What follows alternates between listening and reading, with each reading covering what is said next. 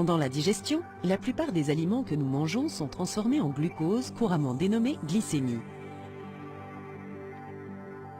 Le glucose circule dans le sang et sert d'aliment pour les cellules du corps. Mais les cellules ne peuvent pas absorber le glucose tout seul. Il faut tout d'abord qu'une hormone dénommée insuline, produite dans le pancréas, se lie à la surface des cellules. Dès lors, les cellules du corps sont activées et sont capables d'absorber le glucose.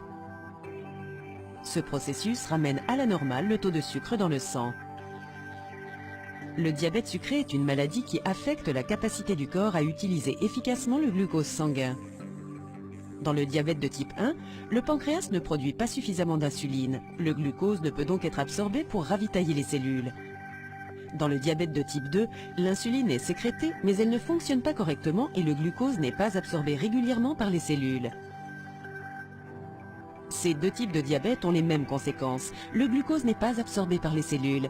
C'est pourquoi les personnes atteintes de diabète ont un taux élevé de sucre dans le sang. Sans une absorption correcte du glucose à partir du flux sanguin, les cellules sont en manque de carburant. Quel que soit le type de diabète dont elles sont atteintes, les personnes diabétiques doivent surveiller leur taux de glycémie. En fonction du type et de la gravité de la maladie, les diabètes peuvent être gérés par un régime alimentaire ou par médication.